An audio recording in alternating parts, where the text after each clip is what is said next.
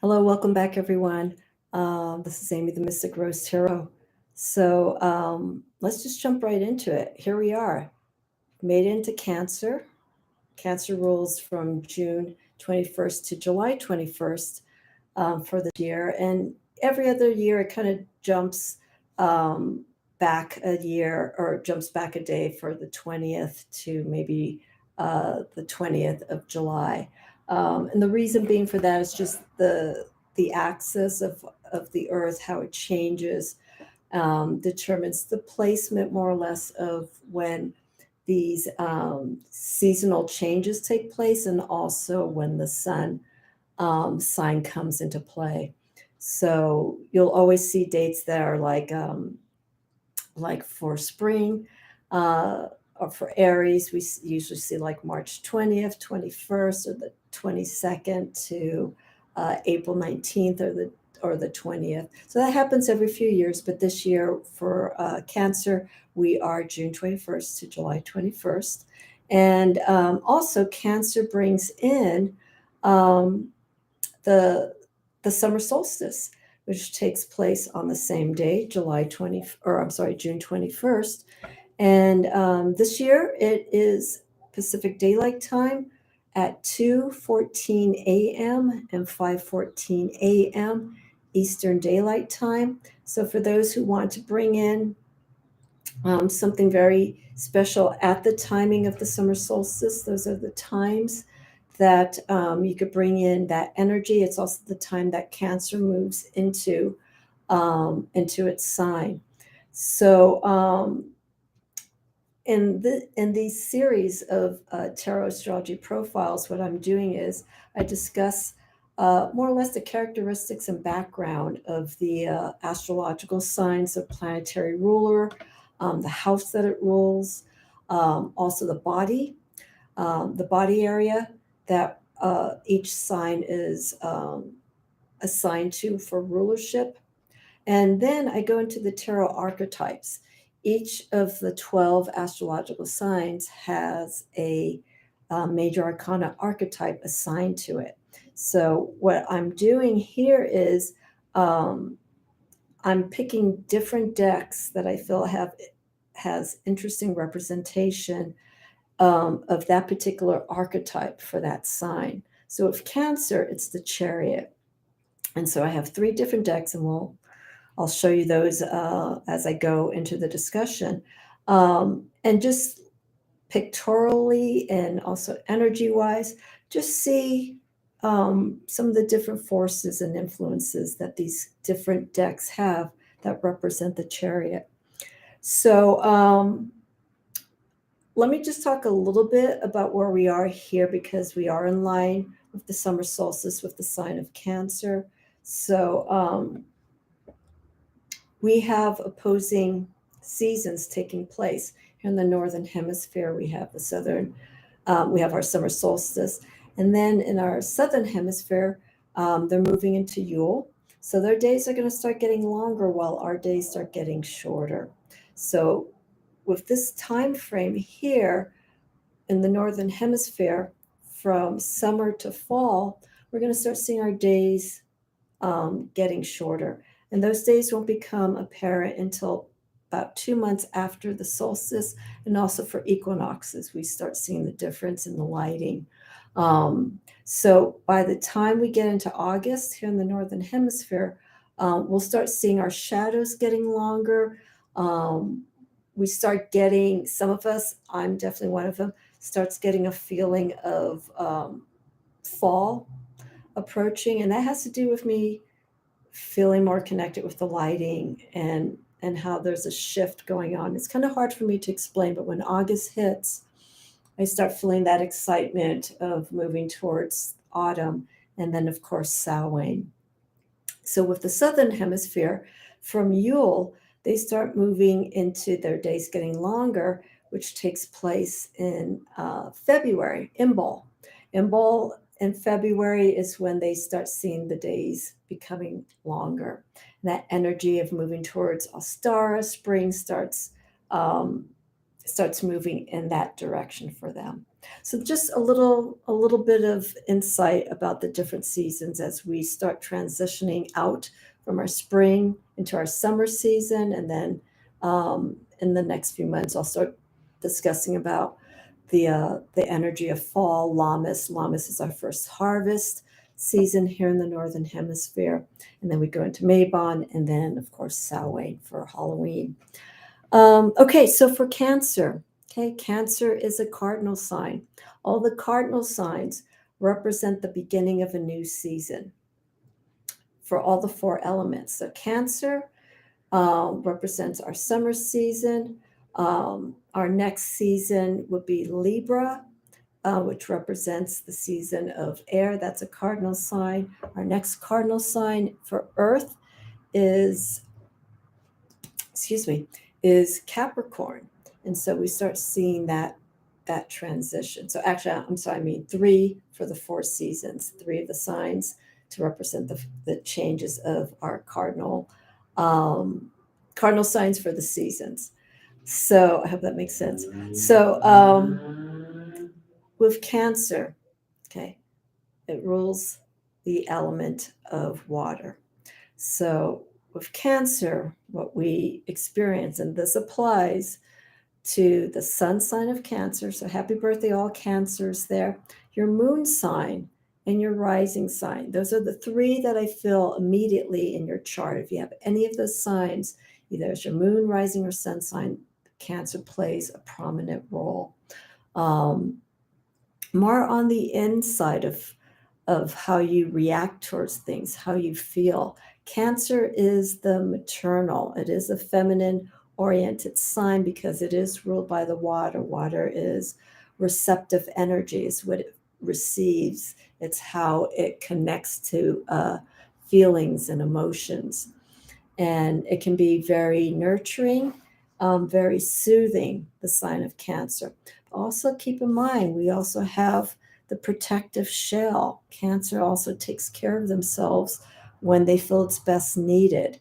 So when things get maybe too much, too overwhelming, they need to retreat. They need to do self-care. They need to do what they feel is best for them. And sometimes that is just retreating, spending time to themselves. However amount of time that will take depends on what's going on with that individual. Also the other planetary and sign placements in their chart. So my favorite deck that I work with, Heavenly Bodies for Tarot Astrology. I don't know if you could see very clearly here, we have the shell, but we have a very dreamy, a very soft environment here. We have the full moon, and Cancer is ruled by the moon. So the moon is the second closest planetary body, star, if you want to call it, right after the sun. So we are very sensitive to shifts in the moon phases. Of course, the tides as they ebb and flow in the oceans. We are very sensitive, most of us are, who are attuned to themselves, feel these shifts, like during the full moon and during the new moon. I feel the moon holds very strong influences when it comes to the water signs, whether it's a new moon or full moon. The moon, these signs of Cancer, Scorpio, and Pisces, these are all water signs. They have a very strong connection to the energy of the moon and what it represents. It is taking care of ourselves, seeing if someone needs help. There's that sensitivity that comes in with a lot of the water signs when it comes to interacting with people. The water signs interact not so much physically, but emotionally. That's how they move. So emotionally, they get inspired, and then physically we see how they handle a situation. Okay, all the water signs, Cancer, Scorpio, and Pisces, have their own way physically of releasing their emotions out in the physical realm. So The moon is very important, more so I feel for the water signs because of that connection to the element of water, to the psyche, to the intuitiveness of things. It's how we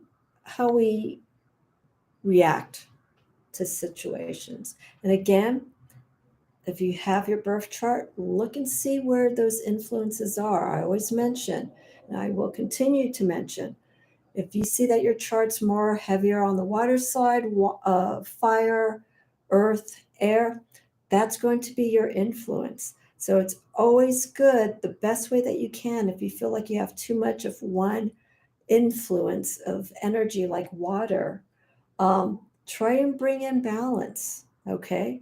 It's not, there's no chart that has 25% of fire, 25% of water, 25% of air, and 25% of earth. There's always going to be a little bit more of influence of the energy of some of these signs and less than the other. And that's where the conflict may come in, and the challenges may come in when it comes to handling situations or characteristics of who we are. So look at your moon sign. Okay, the moon sign is how emotionally how we feel about things, our sensitivity level, and our sun sign is the external. It's like how we come across the people. It's a little bit similar to the first house, which is ruled by Aries. But that's basically how we present ourselves, our actions. The sun sign is more or less externally, how we see things and how people perceive of us. Okay, so I mentioned about the houses. All 12 signs of astrology are assigned houses. Okay, so for our spring season, the beginning of the astrological year, the first house is ruled by Aries. Okay, so again, that's how we present ourselves, how people think and feel that we are. Some people say, boy, you come across as an Aries, and that could be just a very fiery, a very forward moving personality. So that's externally how the first house rules, and that is ruled by Aries. Second house is Taurus. So that's our relationship to security, possessions, material things, family, how we provide for them. And that's the earth sign.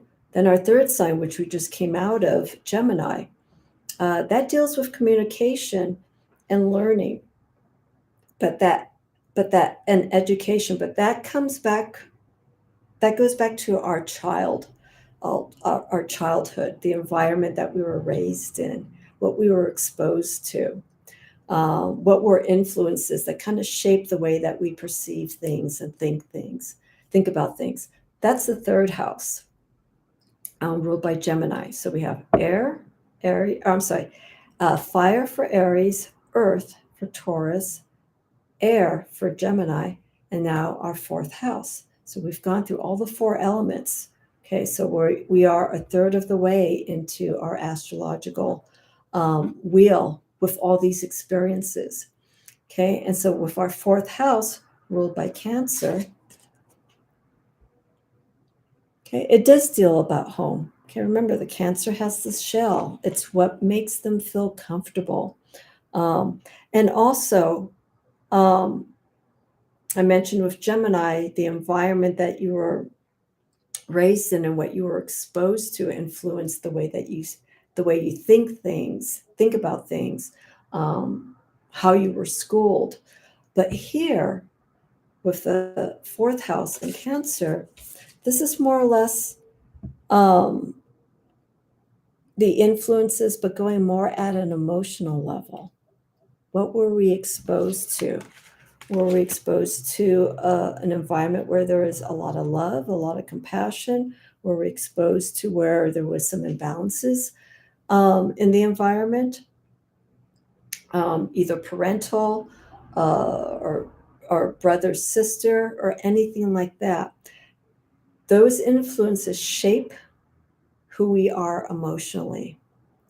And if we can get a grasp on that and know how to make any changes, how to heal from anything that could have been damaging, or how we can share this energy if you felt that it was very loving and outgoing, how you can give that to other people. That's what our fourth house is. It's the influences that we have in the environment that we were raised in, but at an emotional level. Well, the third house is that same environment, but how we were influenced by things that we saw, how we think, and how we perceive things. Okay, so here with this Cancerian energy, everything comes from nurturing. There's more of an understanding. There's more of a feeling. I feel Cancers and most of the cardinal signs, they tend to put other people first because it feels like it's a natural calling. It's something that they have to do. They're the initiators. So if they feel like someone is in need, they will meet those needs of the other person first and then take care of themselves. But the thing that I see with cardinal signs is that you don't want to give too much of yourself. Aries is seen as the leader. They're the ones that get things moving, they get things going. And they could put so much of that energy, again, depending on their chart, they could put so much of that force, that fiery energy into something that they are being placed in a responsible position, that they can't forget taking care of themselves, So that's the balance when it comes to specifically the cardinal signs. You put so much work. Cardinal signs, I feel, are have characteristics of putting work, making all that effort, doing that as a priority first, and then realizing that, hey, I put too much of myself into this. Now it's time for me to kind of, hold back, take care, look at what's been going on, just to do like a self check. So that's what I feel with the cardinal signs, Aries, Cancer, and Libra. So yeah, so with these energies of responsibility, either emotionally, energetically, investing wise into yourself for the earth signs, and air signs, just putting things, communicating very clearly, making sure that everything is taken care of. Those are things that we do need to watch out for. We don't want to do in excess. And that can sometimes just be natural, again, based on our charts and the influences of those elements in our chart. Okay, so let's go right into the archetype. Oh, before I do that, let me speak very briefly about the body part, the ruling area of Cancer. So Cancer rules the chest, stomach. So Aries, the head, the face, is what Aries rules. And so you can understand that Aries characteristics, you can take a look at some of my previous videos that I've done to discuss the tarot astrology profiles of the other signs, but they rule this area.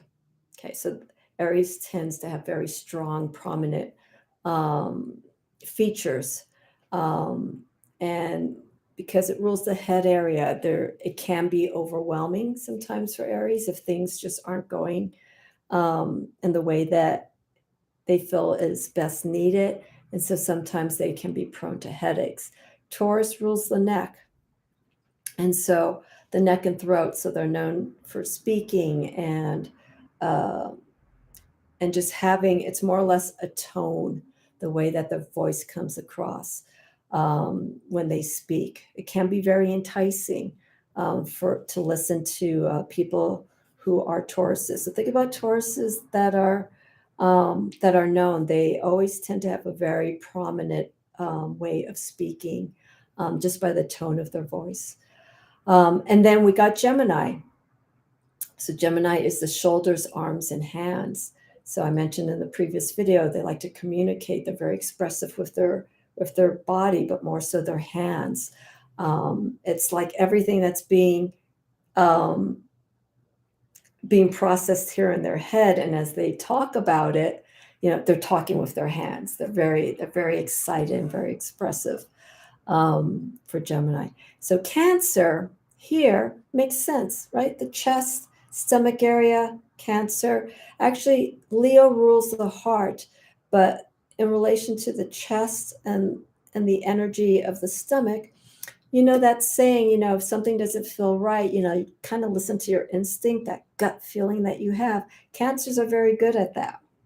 When something does not feel right, they just, they can be prone to ulcers, stomach disorders, because they put so much of those emotions and tie it up here in the chest areas. Maybe they may feel maybe a little bit overwhelmed here. So it's always good, Cancer, to breathe. Let go of this energy. Don't put your stomach tight in knots because you're dealing with something, and instead of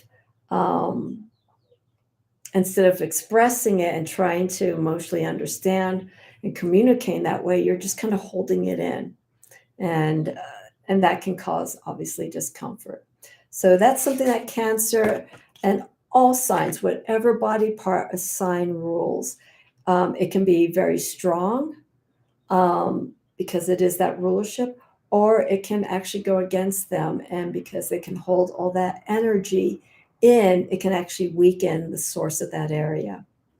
So when you start feeling tightness or any discomfort for any of the signs as we go through the 12 signs, just be mindful of that energy, you know. And so, Aries, it can be anything related to, the head, the jaw, clenching your teeth. The teeth is also associated to Capricorn bone structure, anything related to the bones. So Capricorn can also do that. They're a cardinal sign as well. So it's where we hold our energy, where instead of releasing it and using it to our benefit, we can actually hold that energy in that body part, and we can actually weaken it and deplete it. Okay, so here we go for Cancer. Talked about the Chariot. Now, the 3 cards that I have here are from the Gil Tarot, Crow's Magic, and deck that I've just slowly started working with. I'm really loving it, is the Vision Quest. So I'm going to start here with the Gil Tarot, because the Gil Tarot has more traditional, a traditional point of view for the Chariot, how we normally see it, but with a little bit of a Thoth influence into it. And that's just more or less by the imagery and the whole placement of the card. Okay, so this is the Gil Tarot. So with the Chariot, we normally see the Chariot, with the Rider-Waite-Smith in particular, we normally see the Chariot showing the charioteer, and it's facing us, right? And we have the opposing energies. We either see sphinxes, lions, dogs, but opposing energies, black, white, different colors. And they're seen in different circumstances. Sometimes we can see no charioteer, and we can see the energy of these horses just sort of, or sphinxes just running in different directions. So different decks have different interpretations. But what I like about these 2 cards out of the 3 that I have here, the focus is on the one charioteer. And here, the Chariot is all about taking control, taking charge. And when you think about it, you don't really think that this would be a card associated with something, with a sign as soft as Cancer. Okay, we're seeing creating movement, or how we are working with movement at that time, or how we need to start taking action for things that may be going out of control. And so the beauty with the Chariot card, and this one horse in particular, is, and here, as we can see here in the Cape, we see the cosmos, we see the celestial realm. This individual here is aware of those energies that are there, and this card here is making use. It's actually creating action with the forces that are going on. Some of the key words that we hear with the Chariot is victory, but also we can see of taking charge, self-control. How are we managing different situations um, in a way that it doesn't go out of control? Or what are we doing about something that needs to be taken care of, and no action's taking place? Okay, I'm going to show you this other card here. This is from the Crow's Magic. And then we have this symbol here by my finger for Cancer. Now, the keywords here in this particular deck, they're kind of hit or miss with me. And again, if they're keywords that come up in a deck, they are just complete guides. You can take those words entirely, or you could just not use them at all. But look here with the energy of the Chariot. There's no Chariot here. Here, we're seeing the outcome. We're seeing the victorious stance of the individual who has taken control, who has harnessed that energy. And I love the silhouette here of the crows. Okay, again, this is the Crow's Magic. And look at this energy. It's red, it's movement, it's fiery. This is someone who's taken charge, someone who, we're seeing this kind of energy, right? We're seeing the potential outcome from this. Once you have been moving in the direction and we're starting to see those changes, that's the positive outcome of and the influence of the Chariot, specifically with the sign of Cancer. There may be some inner demons that we need to work out with. Also very important is, as I mentioned with Cancer, follow your intuition. Remember the chest, the stomach area that rules? You listen to that so strongly. If something doesn't feel right, you just don't do it. And in doing so, that protects you, and that allows you to take proper steps into how to handle a situation that may have caused some apprehension. This card here, this is from the Vision Quest Tarot. I like the Spiritual Warrior. Okay, now this energy is quite different. Okay, here we're seeing the outcome, the person who has grown and has, as I said, taken control and taken charge of a situation and has risen. Another way of seeing this, because of the coloring here, you could think of the rising flames of the phoenix. This is the kind of energy I see here. But here we have the peace, the peacefulness that comes from here, that comes from this experience. Spiritual warrior.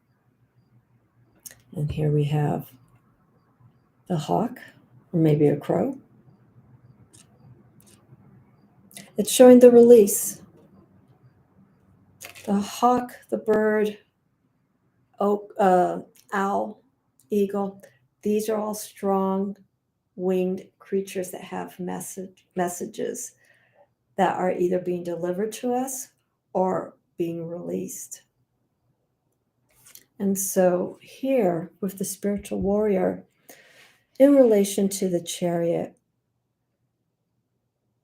okay, usually when we see the skull, it's a transitional period. It's a release. It's a healing. It's coming to terms. And I love the red handprint, red being of life, the life source. Horse is of wisdom, of strength. And as I mentioned here, we have the hawk, eagle, crow as the messenger for wisdom and knowledge. So here, the spiritual warrior in the context of the chariot is, after attaining that control and victory, is the understanding, is the awareness of the experience that you've gone through, what you've learned. It's a beautiful card. And we see that inner stillness, that inner focus that is needed for the sign of Cancer so that they can move forward. The spiritual warrior is the individual, the person who has taken care of their body, their mind, and their soul. And they are all those three elements. They are at peace, they are content, they are nurturing, they are mothering, and they are also intuitive. So these are all the steps that we see here with the chariot, with these cards here. We see the movement, we see the going forward, working on those forces that come to us. You can go through this Cancer. And I like the saying, that which makes us weak makes us so much stronger. But you have to allow that. And then here we see the process. We see the growth. We see the victorious rising. After exploring, going through these challenges, you come out stronger. And then here with the spiritual warrior, you understand, you get that knowledge, you get that wisdom. You culminate all that energy, you have a form of inner peace. Okay, so this doesn't happen overnight. This takes time, but you have to be willing to be honest with yourself, to make the commitment to make change. And with change will come shift, will come growth, will come knowledge and wisdom. It's how much work you want to put into it to explore this. So Cancer can take all of this energy, okay, because it's coming from inside, but it's emotional, it's feeling. The experience that Cancer has is quite different from the experience that Scorpio has and Pisces, all water signs, but it's their approach to how they handle the environment that they're in. Cancer does it more in a motherly, nurturing way, maybe a little bit on the emotional side. If they don't understand and things may kind of fall apart, if they can't pull things together, remember, take control. Scorpio is all about revealing. So they really emotionally get involved, and they need to understand what's going on in a situation. So they come across intense. Pisces is the mysterious of all the signs, especially the water signs, because you can't really tell what's going on sometimes with Pisces. There's stuff that's hidden. They may reveal some parts of themselves to you, but there's more going on, and the only people who understand that is Pisces. And so it's kind of hard for Pisces sometimes to put things into words, because emotionally all this stuff is going on subconsciously. So there's different influences that come in with these water signs. Okay, so there you go. That's what we're looking at for Cancer through the influences of the Chariot, the major arcana archetype for Cancer, the fourth house ruled by Cancer, the environment that we were raised in, the emotions, the feelings that were going on, the love, compassion, the lack of, what was missing, what did we have as we were being raised in the environment as children. affects us who we are now. And then, of course, the moon. Okay. Clearly, the moon is our influence as to how we are emotionally, how we handle different situations. In Cancer, okay, taking care of themselves and others. Others first. Cancers need to watch out for overextending themselves out to other people. So they have to take care and come back in, and that's where that control comes in. Okay, taking charge of yourself. Alrighty, so the next one will come up in the sign of Leo, and that'll take place on July 21st, 22nd. Try to get it on the day of or a few days off and on. I will be doing decan readings for Cancer. So I will have that reading coming up for this week for the first decan of Cancer. I don't want to give it away so that you can come back and take a look. So our first decan, I will tell you the dates, will be June 21st to July 1st. So it's about 10 days that represent each decan. Decan is 10 more or less. And they're broken up throughout the entire month. So I'm going to pull cards in line to the minor arcana card that is associated with each decan for each astrological month. And I will give some insight as to how to work during those 10 days of energy, of anything that is of conflict, anything that you may feel challenged. These decan readings can be of guidance, of energy that you can put in, something that you need to release, something that you need to be made more attuned of. So stick around for that, and that'll take place later on this week. And again, this will be Cancer 1 for June 21st to July 1st. Okay, so just think about 10 days. And then Cancer 2 will be from July 2nd to probably the 12th, so on and so forth. Alrighty, any questions that you have, and I do personal decan readings. They're all on my website. Take a look at that. I have Instagram, which I haven't been doing too frequent posts on, but I do have the account up there, and it is somewhat active. And then I have my summer solstice. I have the reading that I'm going to be doing for that to cover the months of July, August, and September, Cancer, Leo, and Virgo. So take a look for those upcoming videos. I have a full week ahead in creating those. Alrighty, that's it. Thank you for watching. Again, any questions that you may have, please feel free to leave them in the comments. Reach me via email. If you'd like to book a reading with me, any questions you have about that, you can email me. All the information's in the description. All right. Have a wonderful week, everyone. Happy birthday to all the Cancers there. Also, moon and rising counts as well.